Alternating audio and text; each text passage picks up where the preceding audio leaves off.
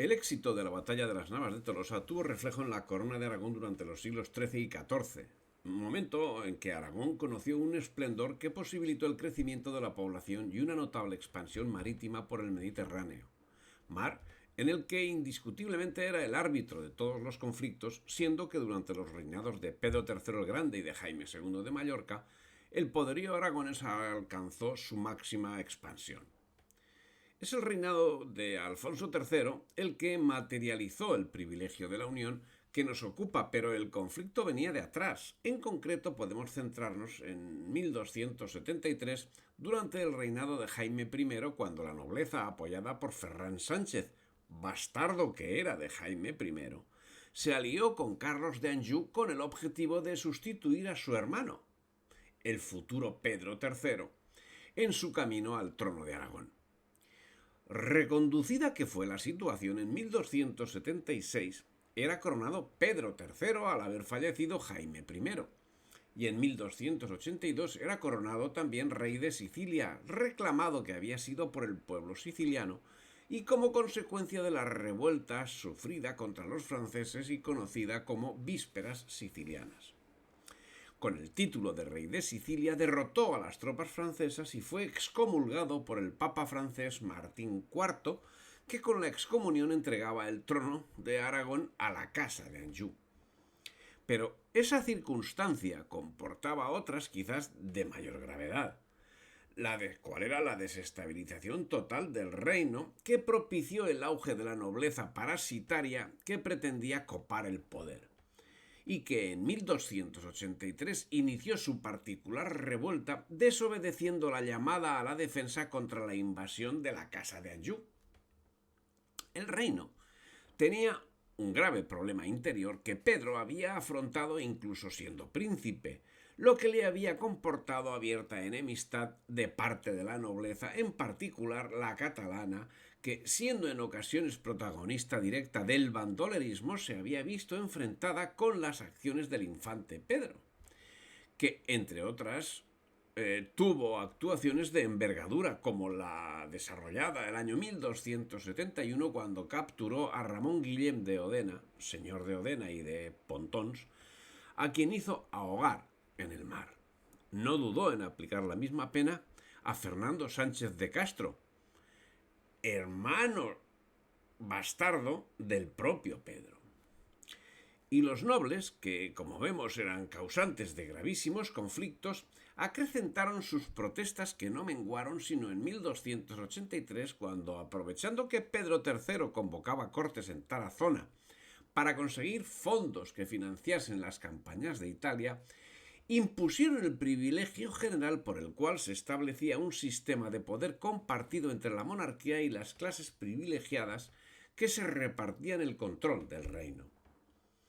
Ese privilegio, que se componía de 31 puntos, atendía a aspectos manifiestamente contrarios a los intereses de la corona. Así, los nobles se comprometían a ayudarse mutuamente si el rey procedía contra ellos, y se blindaban social y económicamente estableciendo monopolios, limitando la intervención de la corona y creando exenciones fiscales que les favorecían.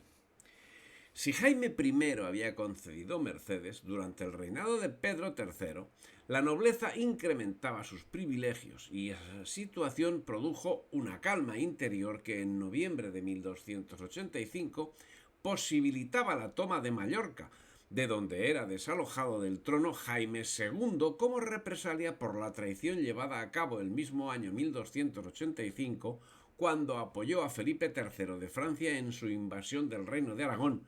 amparada, como hemos visto, por el papado. Pero en el curso de la campaña, el 11 de noviembre fallecía Pedro III y subía al trono Alfonso III. El nuevo reinado sería complicado por un error de cálculo que ocasionó nuevas fricciones con la nobleza. El motivo no fue otro que, al acceder al trono, alterar el orden de su periplo por los reinos para su preceptiva coronación. Primero se coronó en Valencia, por lo que Aragón alegó contrafuero, ya que era el territorio que ostentaba la primacía en el juramento real y en la coronación. El conflicto adquirió mayor entidad cuando al juramento de Valencia no siguió el de Zaragoza, sino el de conde de Barcelona. Alfonso III había dado la excusa perfecta a los nobles aragoneses para conformar la unión que habían pergeñado durante el reinado de Jaime I y que acabaría siendo el peor enemigo interno de la monarquía. Y todo en un momento en el que mantenía un enfrentamiento con Sancho IV de Castilla, con Francia y con el Papa. En medio de esta tramoya, y con la Armada Siciliana como principal protagonista, el 17 de enero del año 1287 aventaba de Menorca a Abu Umar, que gobernaba la isla en vasallaje, pero que basaba su gobierno en la piratería y en la esclavitud de los naturales. Pero la toma de la isla reavivó el conflicto con Jaime II de Mallorca, que, aunque aventado de su trono un año antes, reinaba con el título de rey de Mallorca en el Rosellón. El conflicto no se limitaba al mantenido con su tío Jaime II, el tío y primo, ya que, como hemos visto, por el norte se enfrentaba a Francia, por el oeste a Castilla, por el este al papado, que no veía con buenos ojos la presencia de Aragón en Italia, y por el sur a los musulmanes, siendo que Túnez era feudo aragonés. Y para redondear la situación concurría el mercantilismo genovés, manifiesto aliado del papado a la hora de entorpecer la relación de Sicilia con la corona de Aragón. De hecho, las tropas del Papa Honorio IV eran rechazadas por Roger de Lauria en su intento de invadir Sicilia.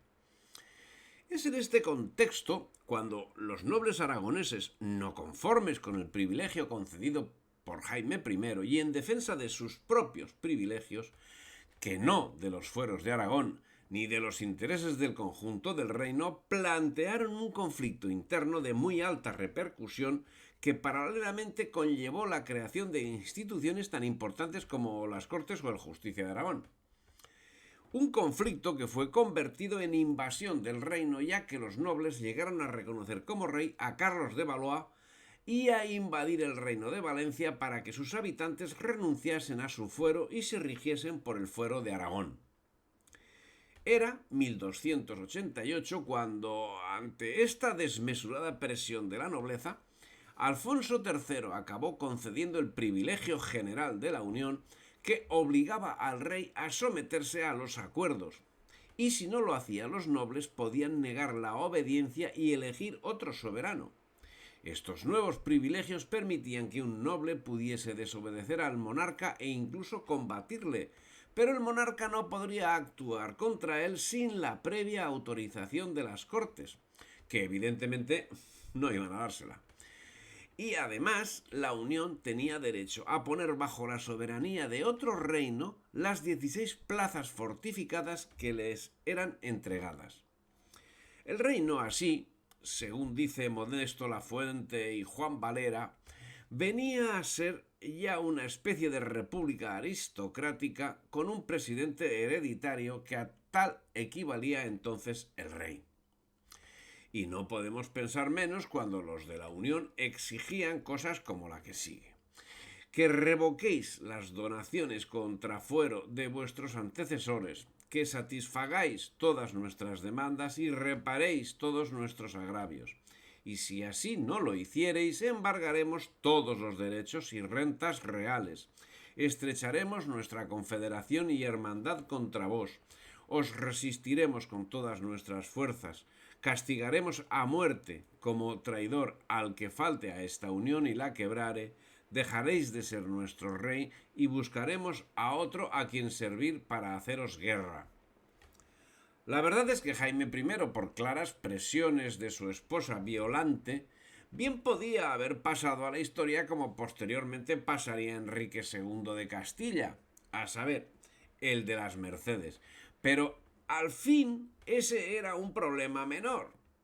Es el caso que los nobles abrogaron a la Unión la facultad para convocar cortes que se prometía tendrían carácter anual,